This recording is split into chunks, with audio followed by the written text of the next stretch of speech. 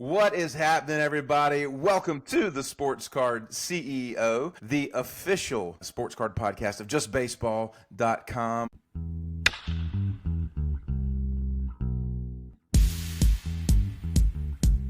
We've got Eric Mandelkern, Kern's Cards, and some gentleman who's in the mountains of North Carolina or mountains of Tennessee. Gary, did you go off the reservation?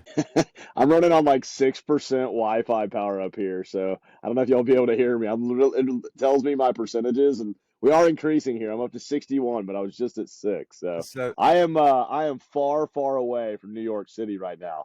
I Yeah, promise. I yeah. promise. You so usually are. yeah, we're like in the pre-show where Gary's like, "Yeah, we're in Pigeon Forge," and Kern goes, "I don't know what Pigeon Forge is." Never heard of it in my life. Sounds scary. Oh, it's so I got good. pigeons downstairs here in New York City. I don't know what else there is, but Man, well, guys, it is a little post-Memorial Day from the Sports Card CEO crew. A happy Memorial Day to everybody, to you and your families. Certainly want to thank our veterans who have served and those who have been giving their lives, in service to our country. We certainly support that and want to just recognize that real quick. But guys, we've got a good show today. We've got some voicemails that we're going to be listening to. We got a 1 minute with little Matt.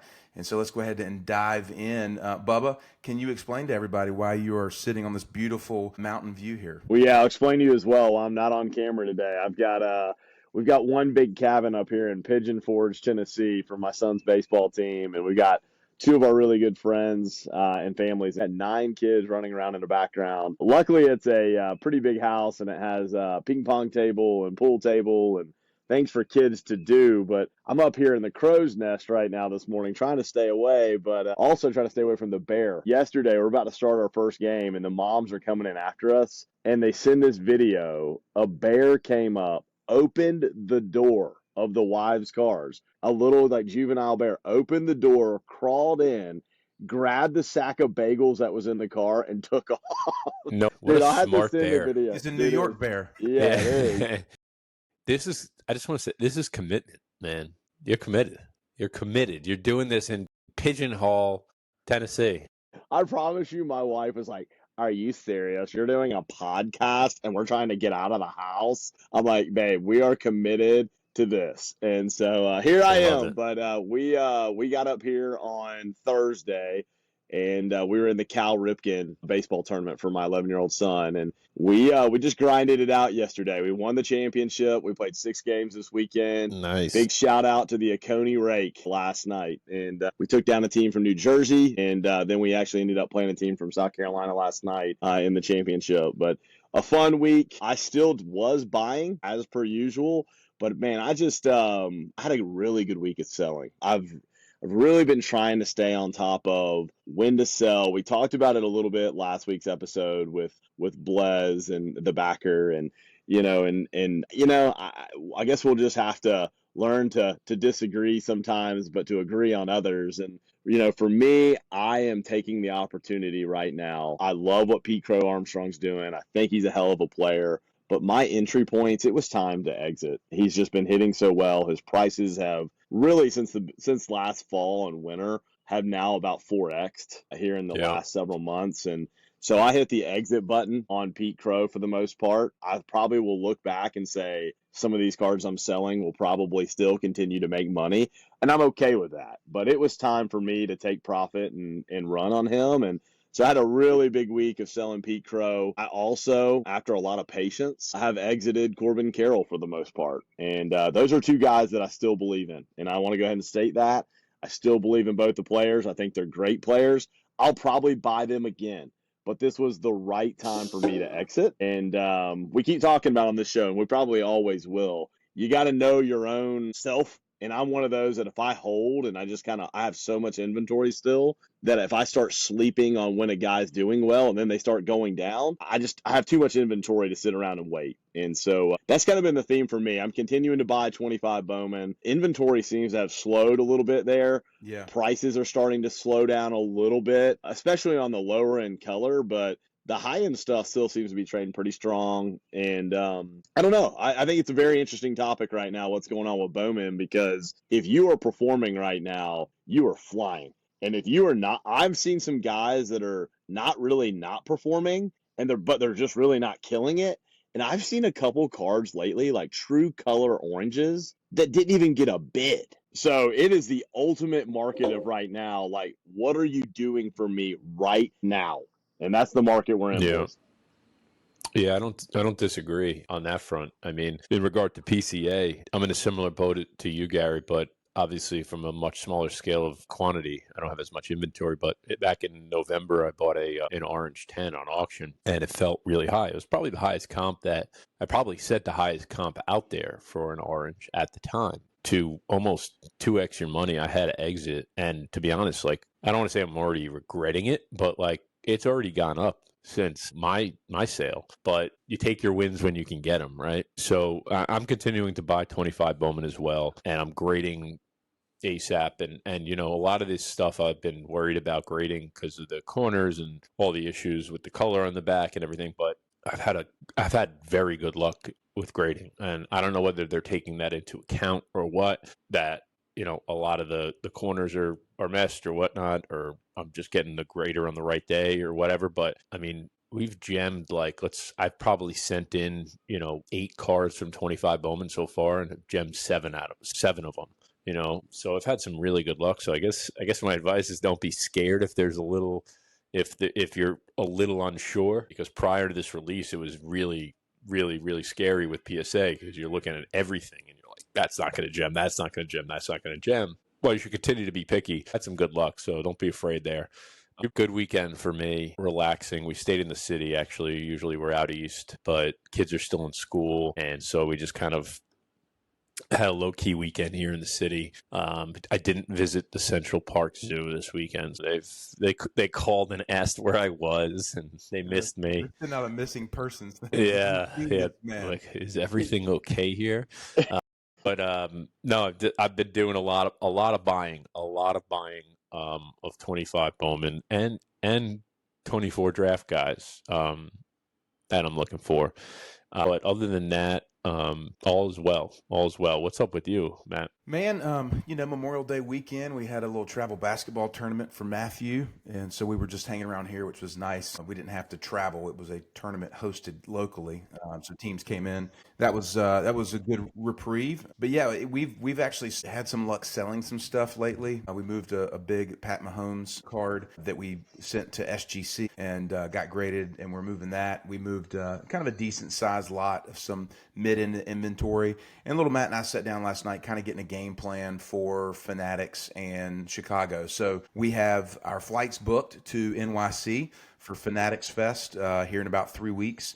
And then we've got flights booked for the National in Chicago. And so, you kind of have to put some work in ahead of time, or at least we do. I'm going to miss you there, by the way, in New York City. You're going to miss me? How you going to miss I'm going to miss you, man. I'm going to Disney World. Oh, my dear goodness. I won MVP. I'm going to Disney World. I'm flying to New York City, and Kern isn't going to be there. Man, bummer. But we're looking forward to Fanatics Fest and certainly the National or whatever. Just trying to get a game plan of kind of what we want to do. We also have a lot of orders out at grading right now. We've got like an express order right now that just shipped off before the weekend, and we've got like a 10-day regular order. So we got a bunch of pina in there. We got some oranges and some other things, and we probably got 15 cards, I guess. And quite frankly, I told little Matt, like, it'll be either a really big deal for us and we'll have a nice little, victory, or it'll be a little bit of humble pie. And so, I was going to ask you, because I wanted to ask you, Matt, because like sometimes guys decide to send off to grading, but a lot of the times you don't, and you'll buy raw, right? And you hold for a while and then you sell it. So like, what is your guys' strategy there? Because like sometimes you will send these off. If you hit, you hit. But like, yeah, we went through a pretty strong grading protocol back probably about a year and a half ago. We were actually grading for people. And I sent in multiple 30 card orders for guys. And so, we've got all the stuff here to look at cards at magnification and, make sure that they're, so, we were pretty strict on what we would send. And so when it comes to our own stuff, we're just pretty tight on what we do send. And again, we've sold cards before, raw, that somebody else has gemmed. And so, I think a lot of folks look at us and go, oh, well, I know you grade, so if it's raw, it's probably not good. And it's not necessarily that. It's just, do you want to take the time and the money yeah, to grade a card if you can, make a short kind of turn on it? So like with Jenkins in the 24 Bowman product, we went in with Walker fairly heavy. That was our game plan. We're going to go out and we're going to buy 10 to 12K, in Walker. We're going to send it off to grade. We're going to sell probably 80% of it and then keep 20%. And we kind of do that with pretty much every release. This release was a little bit different. We went a little bit larger into this release with a few different prospects, Pena, Weatherholt. We got a Condon in there, some Mate. So, it's just going to be, I get a little bit leery of the whole grading process because sometimes it does feel so subjective and it just feels like you're taking 10, 12, 15 days, to do what? If it nines to take a 10% loss, Right. It's not really worth it. But if you do have a good gym rate, then that's where it makes sense. So that's kind of been our game plan with this release. But we picked up a nice Mickey Mantle at Heritage Auctions that comes in this week, part of our PC thing. Yeah, so just continue to kind of do it slowly. And little Matt and I have kind of got our eyes on some bigger cards and kind of hitting reset after this grading order comes back. Nice. So that is it for that. We've got 1 minute with little Matt, and then we've got some of our voicemails. One of the things we announced a couple weeks ago is the ability for our listeners to call in and leave a voicemail.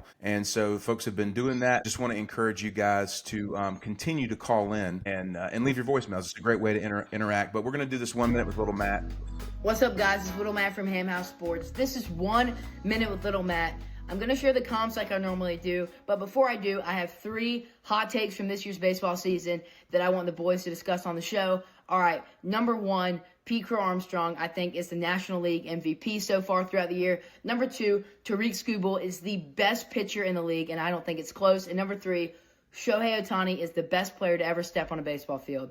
All right, my theme for the comps this episode is a player that's gone up and a player that's gone down since the beginning of the year. The player that's gone up is undoubtedly Pete Crow Armstrong. At the beginning of the year, his True Orange Raw did $1,600, and last night, an SGC 9.5 Orange did $7,800. Absolutely monster sale for Pete Crow. A guy that's gone down, though, is Julio Rodriguez. At the beginning of the year, a BGS 8.5 Orange did $8,100, and last night, a BGS 9.5 only did $8,100. Julio hasn't had the strongest start, but hopefully second half of the season after the All-Star break, he can do well.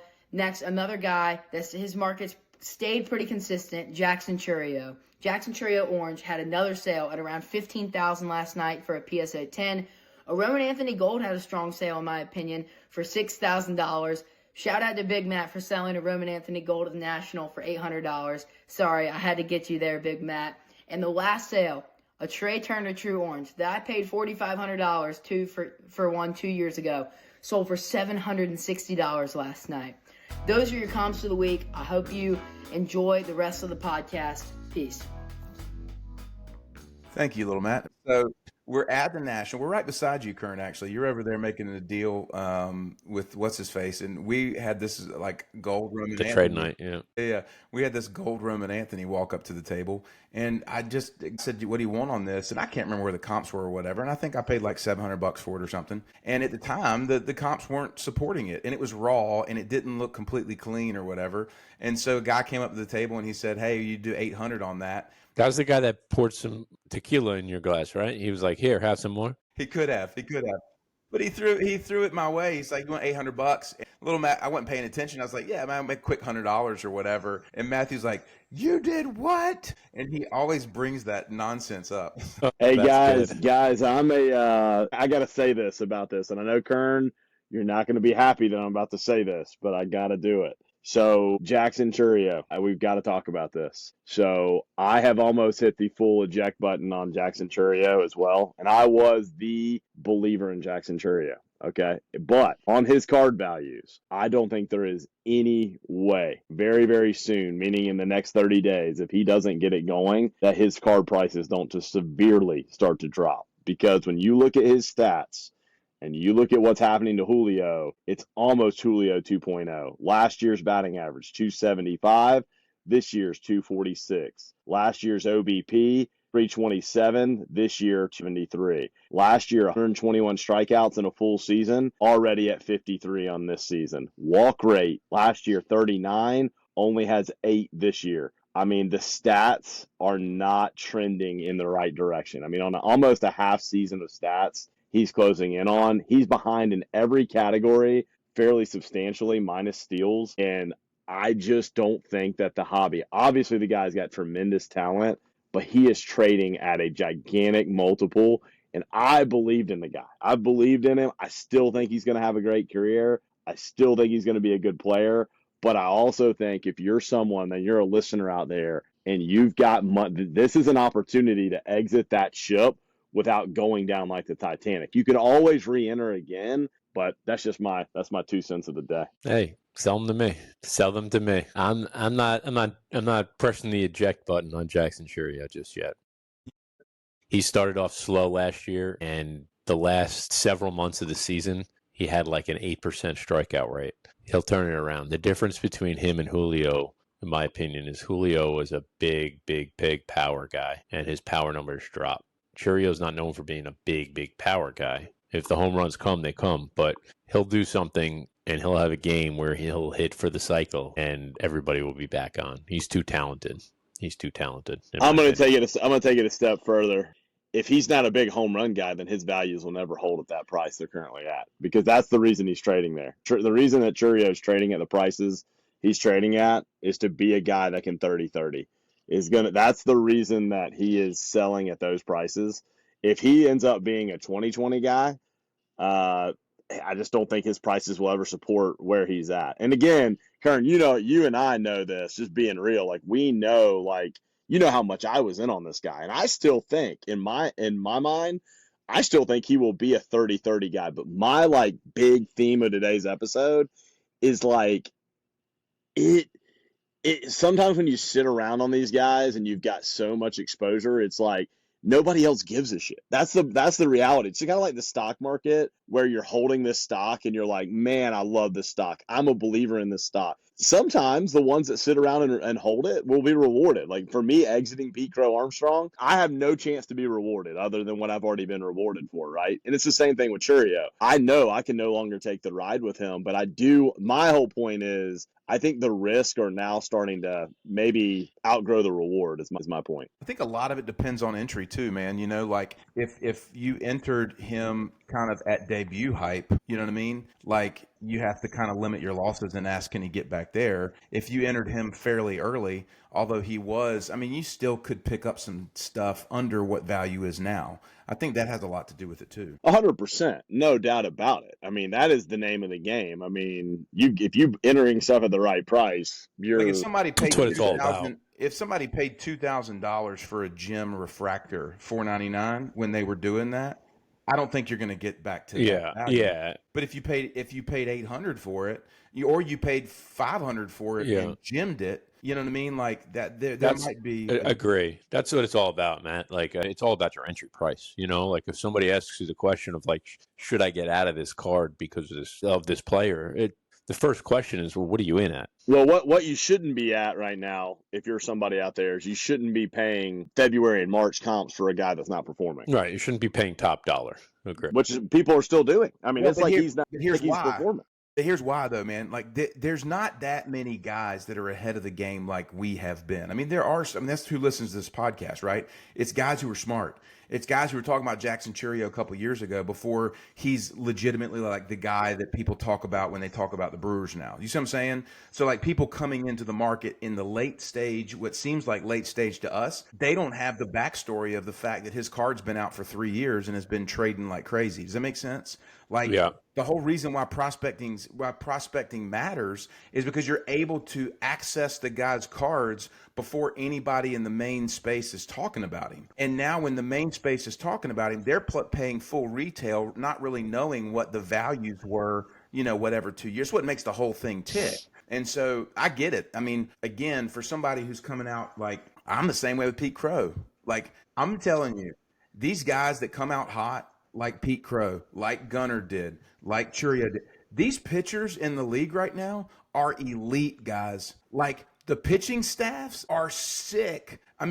You can run out 8 guys that can do work, and they study film on these guys, and there's so many stats available. There's 19 hitters in the major leagues batting over 300 right now. Like, it is a different game, and it's very pitcher heavy. And so, like these players, dude, they have to do a lot of adjusting because pitchers catch up to them pretty quickly. Well, I'll tell you what bodes well right now for Bowman and the future of Bowman. When you look, if you quickly just go to MLB stats right now and you look at the guys that are the top 50 in home runs right now in baseball, go look at those names. Go look at how many of those guys were literally on your prospect list in the last 18 months. It's almost 50% now.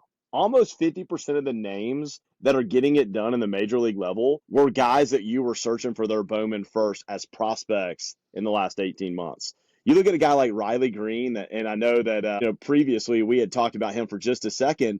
Dude's a baller, dude. No one's even talking about Riley Green. Tyler Soderstrom.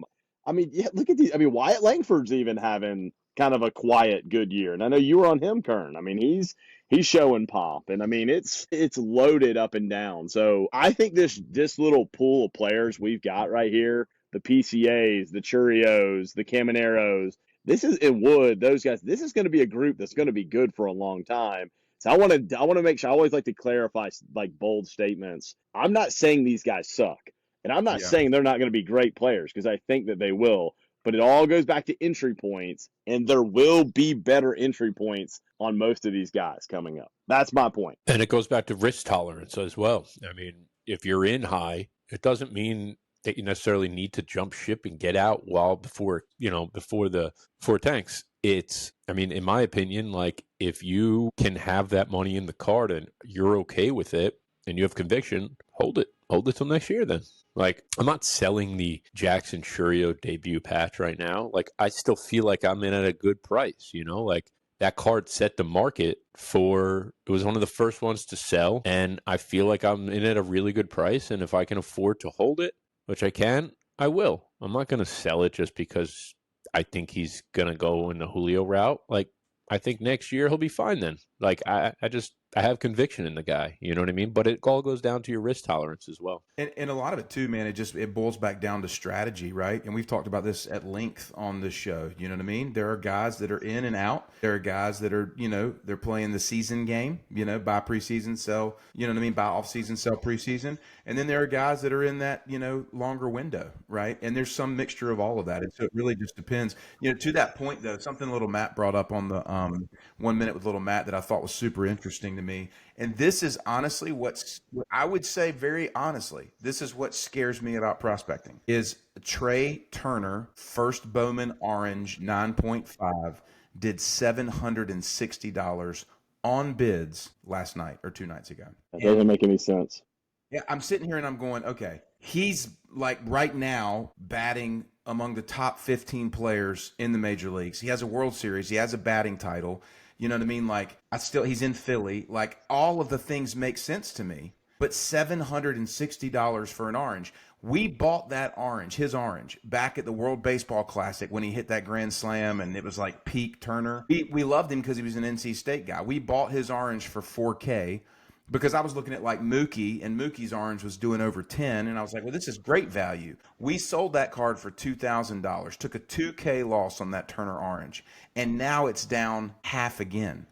And I'm sitting here going like, make this make sense to me. Well, it doesn't make sense. It doesn't make sense. And there's players like Trey Turner and Devers. Y'all saw what happened to Devers when he had a horrible start, right? Yeah. This year. Y'all saw his prices. It was like, I mean, there was literally golds and blue Bowman first on the market out there. And it was literally like they had COVID. Nobody wanted to touch the damn card. I mean, literally they sat there and they died. And when you look at guys like that Trey Turner probably will be a Hall of Famer for his position and the steals and the stats he's done. You look at Devers, if he continues to do what he's going to do, he will be a Hall of Famer. Look at their stats. And you look at the value of a card like that. Those are the type of cards right there. When things get irrational, just like the stock market, you should buy. And 100%, I feel if you buy a Trey Turner orange, and you hold that thing long term, you're not going to lose money. There's no freaking way. Because, I mean, the guy has put up stats over and over and over again, just like Rafael Devers has. And so, hey, I mean, sometimes it's good to be able to zig when others are zagging. And, hey, if that's what the opportunity is right now, I mean, maybe I should be picking some of that up. Yeah, it's tough, and it kind of leads me to this conversation. We talk all the time on this show about like successes and stuff like that, and we do have a couple of voicemails that I want to get to. But do either of you guys have any kind of like, and again, just an anecdotal like story about like what I mean, just getting into a guy, buying into some hype, and taking a loss on it, or like just to let folks know that not all the time do we win. Yeah, do you want to Gary, I start? know you have a ton. Do you want to start before me, Kern, on yours? Because mine's going to be long, so I'd rather you start and kind of share because I've got a lot of failure stories. Yeah, I mean, to be honest, I mean, you guys have both been doing this longer than I have, so you probably have more. And Gary, you definitely have more just because your strategy is a lot more risky, I would say, in terms of like how much you're buying. But, the ones that come to my mind, haven't like there's some cards here and there that I've taken small losses on, right? But there hasn't really been like an enormous loss for me yet, I should say, because I say a lot of the cards that I'm buying that are high risk are one-on-ones, right? Like superfractors, and they take time. I'm not buying them to just flip them right away, right? So a lot of them have to come to fruition, and there's ones that I'm sitting on that I know will be 100. That'll be a definite loss. I'll give you one example, but I have not sold the card yet.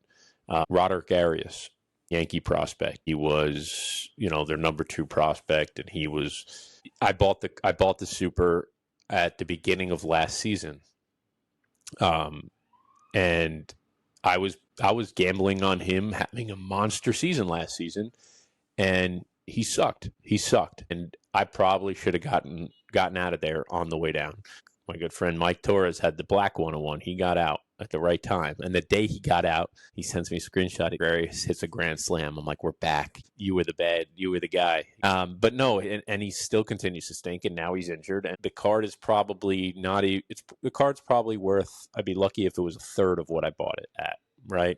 And it's one of those situations where if I can get out of it in a trade situation and get good value on it in a trade to a Yankee fan or somebody willing to take that risk and give me that good trade value number, fine. But I mean, the card is worth significantly less. I didn't sell soon enough. That's one example. I mean, I've taken losses on cards that are, $100, $200 losses on cards, but they do add up. A guy like Jet Williams, I win in on early and really heavy, like probably before he was even a top 100. I had everything of Jet Williams, from base to refractors to blues to golds, oranges, super. And last year, I was in the process of getting rid of them from the bottom up. So base, refractors, blues, and I was doing a great job, and I was making tons of money on those cards because I got in so early and I graded a lot of them, and I was working my way up to sell the reds. And then he got injured, and I'm here with 3 reds and the super. So while I might sell those eventually, when the time comes, I might sell those at a loss from what I bought those specific cards at. But overall, I'm up on them because my cost, I'm up on Jet. Like I could still sell those cards at a loss compared to what I bought them for, but be up on Jet overall.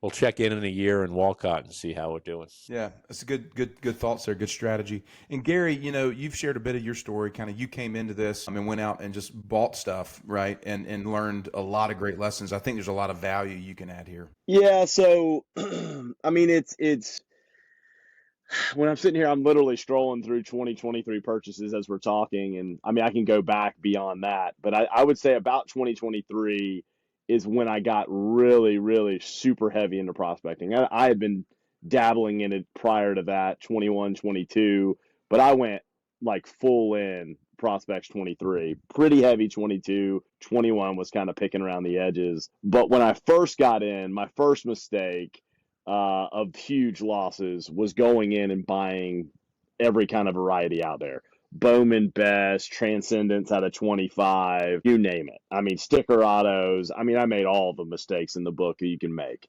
And I just bought quantities of this trash. Was that just ignorance of like not knowing when you're buying, or Well, it was kind of like COVID, the COVID hype where everything was going up, right? And so I just started snap buying shit gotcha. right and left. And the plan was, hey, I needed to move into a tax year. I'd sold a business, I had a huge tax gain. The plan was I'm going to buy all this stuff and then I'm going to sell all this stuff and I'm going to help pay this tax burden. Well, little but known to me, entering back in, everything freaking tanked, shortly thereafter. I mean, we went from a COVID market and everything declined really rapidly over the next 6 to 8 months. If I had sold a lot of that stuff in a shorter period of time, aka Matt Ham style, I would have been okay. I could have bought the sticker autos. I could have bought the Bowman's Best, and I would have probably even made some money on them. The biggest mistake was that I held it thinking that values would continue to rise to the sky forever. And so,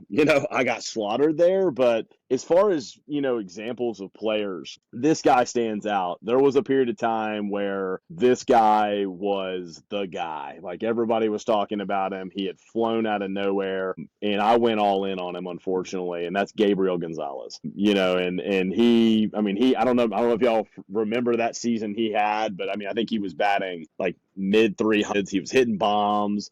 He went from basically nowhere and he was on the rise. And again, I could have rode the Gabe train and I probably could have short-term rode the train. And because, it's what I should have done because I didn't know enough about Gabe Gonzalez. This is when I was first kind of really going crazy into prospects. And that is, I think, the point you made earlier, Kern. I didn't have enough conviction on Gabe Gonzalez, right? I just kind of followed the sheep into the field. And then what I didn't realize is there was a pack of freaking coyotes on the other side of the hill. And I absolutely got destroyed with Gabe Gonzalez because his values have gone to nothing. Yeah. And so I took that journey with him. I lost a ton. Not to say Gabe Gonzalez still maybe doesn't do something one day and maybe his cards are better than the current paperweight status that they are. Another guy that I've bombed with, and honestly, I bombed with him. This is a guy I still have some conviction with. I'm going to go down like the Titanic with this guy if he doesn't end up, the body type and his natural ability don't turn out. But I went as heavy on this guy. I don't want to say he's the heaviest I've ever gone on somebody because it's not. But I went very heavy on this guy, and that's Elijah Green. First round pick, 5th overall, tremendous athlete. You're definitely not the only one there, on that.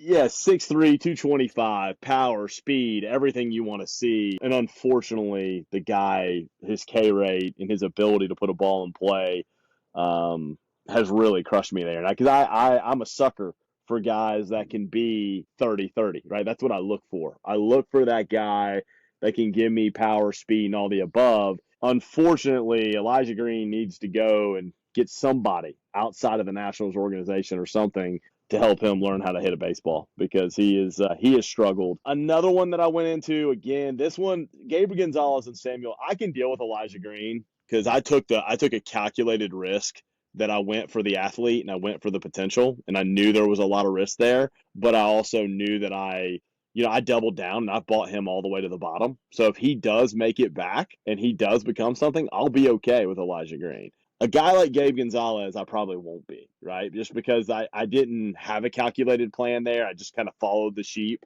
Another guy that I followed the sheep in, and I did a little more deeper dive in his abilities than Gabe Gonzalez, but not enough. And this is why I do the deep dive I do now, because I've had to learn. I wasn't working hard enough when I first got in. I wasn't doing enough research. I wasn't watching the box scores enough. I wasn't seeing with my own eyes what these players are. Sometimes you got to lose to learn, and I've done a lot of that, and that goes to this guy, Samuel Zavala. I don't know if I remember him in the Padres organization. Now he's the White Sox, right? And he was the rage, there for a minute. I was kind of a late I kind of came into Zavala a little late, thankfully, meaning that I didn't come into him at his peak. I probably came in about his midway point as he was trending down. And who knows? The kid's still 20 years old. Maybe he becomes something. But again, the moral of the story here is do your homework, have your own conviction, because I had no conviction on Zavala, almost zero conviction. And I went in there. And there's guys like Elijah Green. There's guys like Spencer Jones that there's calculated reasons I'm taking that risk. And that's what goes back to what you said earlier, Kern. Like, if I go down with those guys, I'll go down because I knew I had 10x potential with those guys. Yeah. You know what I mean? With someone like a Zavala and Gabe Gonzalez, I just didn't, and it was just stupid on my part Yeah. for taking the chance. There's also risks that, there's one I forgot that and I don't want to count it out as a loss yet, but there's risks beyond control of our control of even performance necessarily, right? Like there's organizational factor. Like I went heavy and not from I didn't pay strong for this guy, but I have his super, I have his red, I have his orange, I have his gold, I have his blue, and I'm just holding on to it. Dylan Head. I still like him as a prospect, but once he was traded from the Padres to the Marlins, man, he was already cheap as is. His price is just plummeted, and it has nothing to do with him. It's just the organization, and he's now lost in Miami. And I don't, to be honest, I don't follow him much anymore, just because I'm kind of just like I just have it stashed away. I wouldn't sell, Dylan Head at the numbers that his cards are trading at. He's still young and he's still talented, but he's just in a different organization that just completely plummeted his value. So I don't want to count it as a loss yet, but sometimes those are out of your control, and I should have known that as a Padres prospect, you got to be careful because Preller is known to. They will turn and burn you. Yeah. Yeah. Well, I think the last one that I want to share too is sometimes following, again, your heart, not your brain. When you're a fan of a team, okay, and Kern, you're a fan of the Mets, I'm a fan of the Braves. I followed Vaughn Grissom in, right? Yep. And Vaughn Grissom, I got to see it with my own eyes. Young Vaughn Grissom coming in, and the Braves gave him a shot at shortstop, the way he played defense, the way the guy played the game. I mean, I love the guy, right? I mean, and I saw he had a chance to be a good major leaguer, like a really good major leaguer. But again, not even close to Trey Turner level, right? But I was so stupid in that moment because I let my heart overwhelm what really was there, and I never sold him because Vaughn Grissom had a bump. He had a big bump, when he got called up to the Braves, and I got to see it with my own eyes. I knew. But again, I didn't know at that time. I just I wasn't looking at the hobby the way I look at it now. I now, when I do anything, I look at what is the risk, what is the gain, and what is the exit. And that was my point last week with the backer. Like, if I go in blind with why I'm doing this and I haven't done my own research and I don't know why I'm in it or what my risk is, that's when I lose money in this game. When I know why I'm in it and I know I have conviction and I know, okay, like you said earlier, Kern, like, if I'm in good at Churio, why am I selling Churio? Why am I going to take a loss? Why? I still believe in the player. You believe in the player. I still believe in Churio. But if I'm in high on that guy and I got a chance to get out and I don't have maybe that conviction at that current moment, I'm going to move out. So, that Vaughn Grissom's another one where I let my heart kind of lead the way. As I hear you guys talk about this, and I'm glad we kind of got to this space, I think the value is going to be huge for our listeners. Is the thing that I hear is diversification, right? Like, the thing about the prospect game is the wins can really make up for the losses, but you have to be diversified, right? Like, I think one of the things that keeps the hobby away from prospecting is the ratios of long-term losses versus long-term wins, right? And I think a lot of guys, you look at, I think about Christian Vaquero, right? Yes. Who is out of an international prospect, like guys like that, like guys got burned, man. Even when you look at Holiday's pricing to where it was to where it is now. I mean, guys try to jump into the space and they get burned, and so they get jaded by it or whatever. Yeah. And it's the same thing as somebody going into the casino and, jumping on a roulette table and throwing down, oh, I got $500 to my name, I'm going to put it on black. And then they go, oh, well, roulette sucks and casino, all this sucks. I think the people that are smart about this are the people that are willing to do the deep dive, Gary, willing to diversify, and willing to kind of take the losses and keep going, You had posted a guy the other day, Kern, or Ham, the Xavier Isaac, and that's another interesting topic on this same topic, is to know what to do with a guy, right? Like, you still believe in the guy, his values are down, the talent's there, and that's the hardest part of this prospect game, is you don't know how organizations are going to handle certain prospects. How fast are they going to go? And then there's this lull in time. If a guy is in the minor leagues, like Brady House, right? Brady House is getting it done. in the minor leagues. How many of y'all have heard anybody say anything about Brady House other than me? No, I mean, I did see a little post the other day on Instagram. I was like, oh, there's Brady Yeah, I House. saw that too. Yeah. And when a guy's not getting buzz and he's not moving through the system quickly, it kills his value. So there's so many Absolutely. things out of your control. But if you believe in Brady House, which I did, I'm holding him. Why would I sell Brady House, who's batting 286, 9 homers, 28 RBIs, 21 years old, plays shortstop and third base for the Nationals, 6'4", 225? Why sell him? You know, he's going to be a cornerstone Austin Riley type for the Nationals. But this is the part that I think is what I'm learning even more now. Patience in this game. Patience. If you believe a guy, you can sit back and watch him for a while. Don't have the FOMO of having to enter this guy at that specific time. Sit there and wait. I'm going to give a little secret pro tip out there. There's a guy that I said this on a show a long time ago. I remember I gave initials of a guy to buy, LT, where they backwards initials, who I've been buying since, Tyson Lewis. He's crushing right now in rookie league. His next promotion is going to be in the Florida State League. The Florida State League is the only league below AAA where exit velocities are known to the public. So what does that mean? And this guy hits the ball hard, man. He hit the ball 119 miles an hour, single, which is the hardest hit ball in Reds StatCast history, major league and minor league.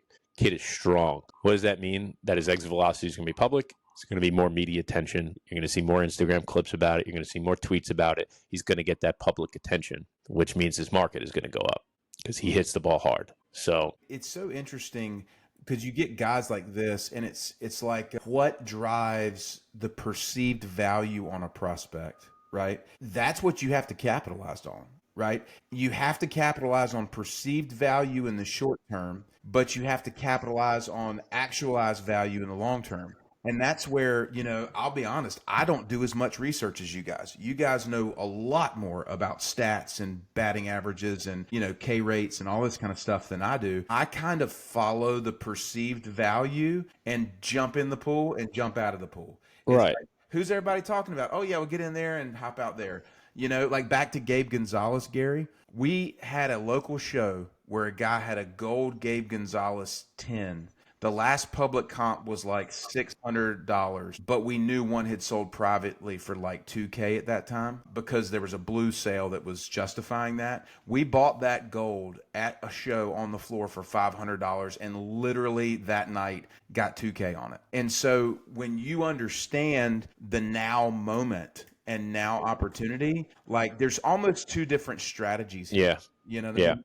And you guys have been traditionally operating in the actualized value, you know what I mean, kind of like subjective value, doing the research, believing in a guy, whatever. And I think that there's great value in that. It certainly has paid off in many respects, but you have to be willing to diversify. And like Gary said, you got to be willing to be patient. Well, this is kind of a summary. As I'm sitting here, I'm literally like stewing in my mind right now of like where I've made the money in this space. And I've really made the majority of the money in this space really in the last 18 months. And it's been because there were people that I had pure conviction in that I continued to buy and hold, and I had quantity of them that I just believed, right? And I believed and I held and I held and I held and I could afford to hold, so I did. I make money on those guys, and the other guys, and this is where I've also made money, is the guys that had value before, right? That had gone to meteoric heights. And then I believed in that player, but I never got in at the high.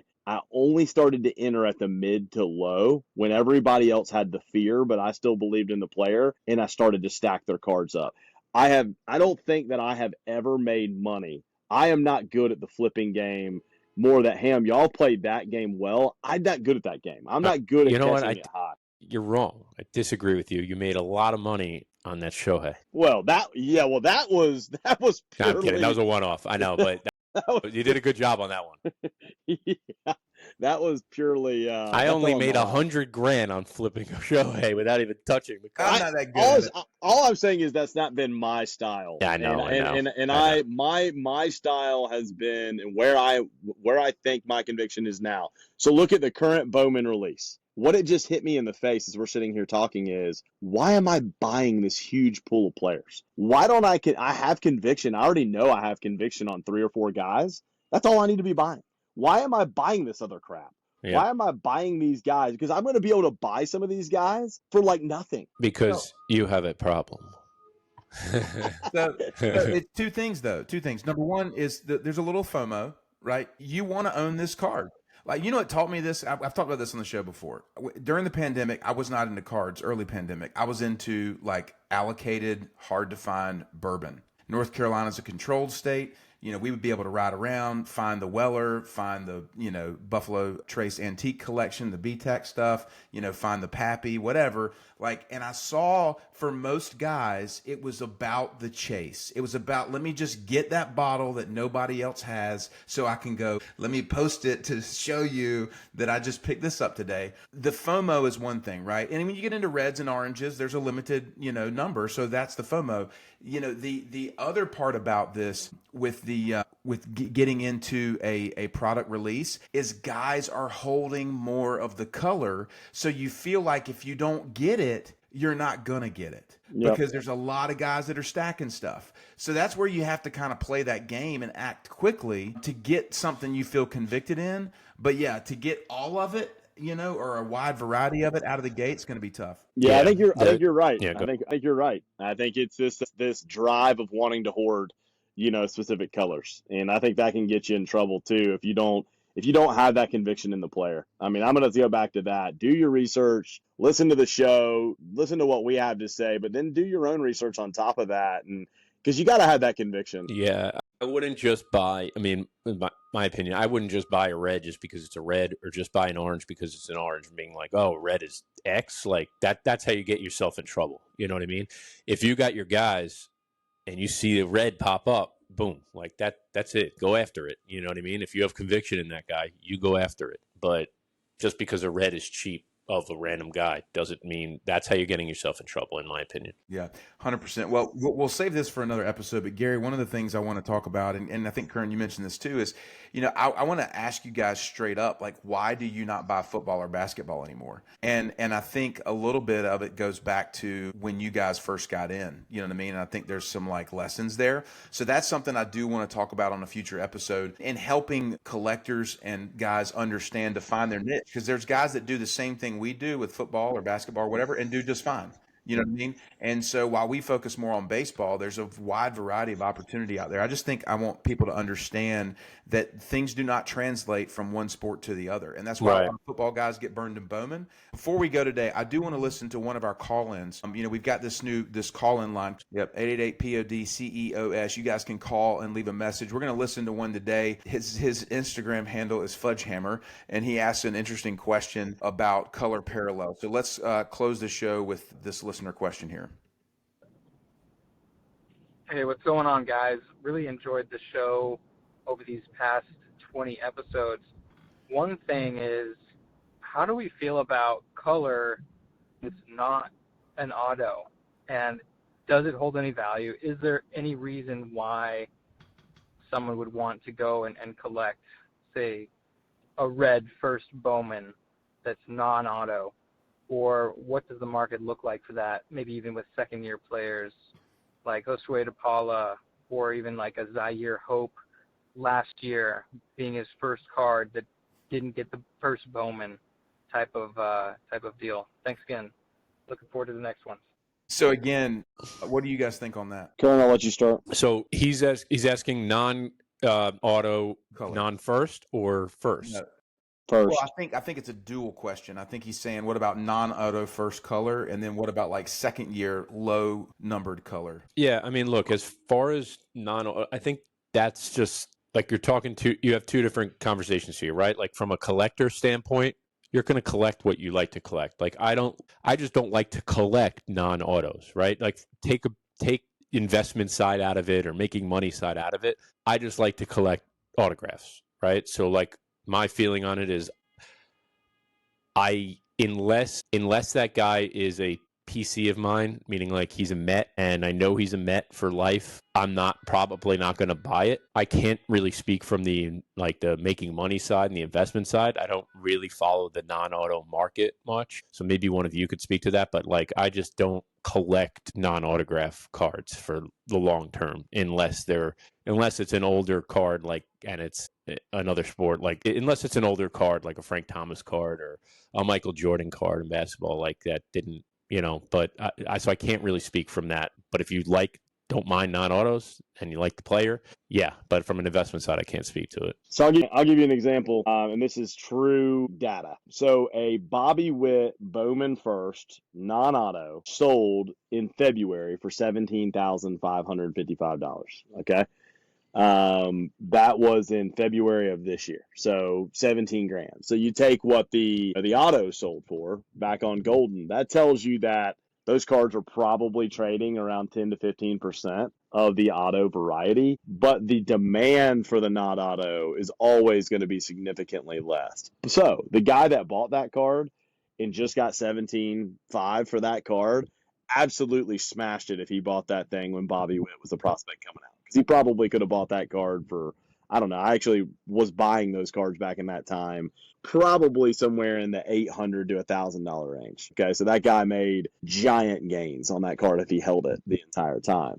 But the reality is, I feel like the only way you really make money on non-auto cards like that is it's got to be a guy that you believe is going to be a dude. So if let's say you think Zahir Hope is going to be a dude, he is going to be like the dude. I can see myself again going and buying a non-auto big color because I believe that guy's going to be the dude. Like Connor Griffin. That's one of those guys that like Kern was buying everything Walcott because he thought he's going to be the dude, right? And so I think that's the only way I see buying non-auto would be on a guy you believe has the chance to be a superstar in this league. If it's a guy where it's like, oh, I think he's gonna get some prospect status and a little bit of buzz, I think you're kind of wasting your time and your money. But if you think you can go buy the dude and you can buy that card at a fairly, reasonable price, I mean, then you've got clear upside because there's been proven sales. Even when Bobby Witt